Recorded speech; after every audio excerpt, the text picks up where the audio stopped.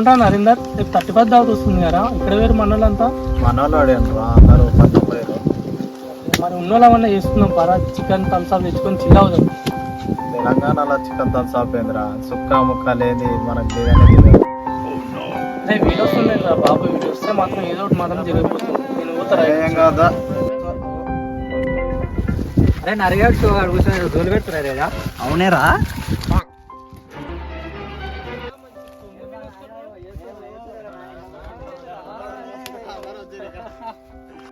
ఏం రా కుంపలు మునిగిపోయినారు, చాలా రోజుల బయటికి వెళ్ళారు.